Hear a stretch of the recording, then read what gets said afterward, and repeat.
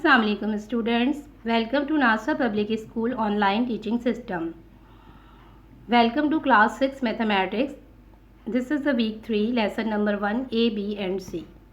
This lesson consists of 3 parts A, B and C. Our topic is properties of whole numbers, student learning outcomes. By the end of this lesson 1 consists of 1A, 1B and 1C, students will be able to understand and use commutative, associative and distributive laws of the 4 operations in whole numbers. Properties of whole numbers. There are different properties of whole numbers: commutative property, associative property, distributive property, additive identity and multiplicative identity. What is commutative property? We have to check it for the 4 operations: addition, subtraction, multiplication and division. Now first we check for addition. For any two whole numbers, we consider 2 and 3. If we change the places of the number 2 plus 3 or 3 plus 2, we get the same answer 5. So we can write 2 plus 3 is equals to 3 plus 2. In the same way, when 0 is added to 12 or the 12 is added to 0, we get the same result 12. So 0 plus 12 is equals to 12 plus 0. In the same way, 11 plus 5 is equals to 16. 5 plus 11 is equals to 16. Hence we can write 11 plus 5 is equals to 5 plus 11. From example A, B and C, we get the same result. So the order of addition doesn't change the order of the sum and addition is commutative. Now we have to check for subtraction. For any two whole numbers, if we take any two whole number 5 and 3 and if we subtract 3 from 5, we get the result 2. And if we subtract 5 from 3, we get the result minus 2. 2 and minus 2 are not same because 2 is whole number and minus 2 is the negative integer. Hence we can write 5 minus 3 is not equals to 3 minus 5.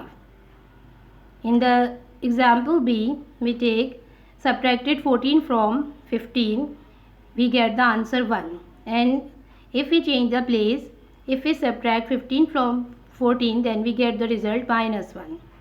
15 minus 14 is not equals to 14 minus 15. That's why subtraction is not commutative.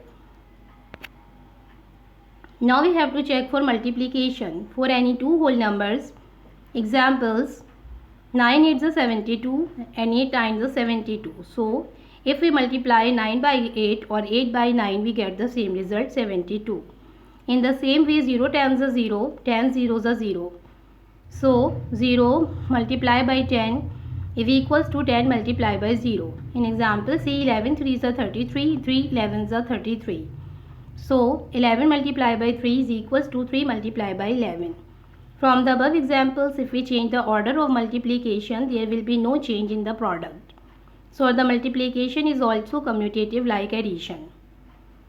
For addition, for division, for any two whole numbers, in examples, if 6 is divided by 2, we get the result 3. And when 2 is divided by 6, we get the result 1 upon 3. 3 and 1 upon 3 are the different results. 3 is whole number but 1 upon 3 is not whole number. This is the rational number. Hence, we can say that 6 divided by 2 is not equals to 2 divided by 6. In example B, 10 divided by 5 is equals to 2. 5 divided by 10 is equals to 1 upon 2. 2 and 1 upon 2 are not equals to each other. 2 is a whole number and 1 upon 2 is a rational number. That's why we can say that 10 divided by 5 is not equals to 5 divided by 10. Hence, division is not commutative like subtraction. And division is the repeated subtraction.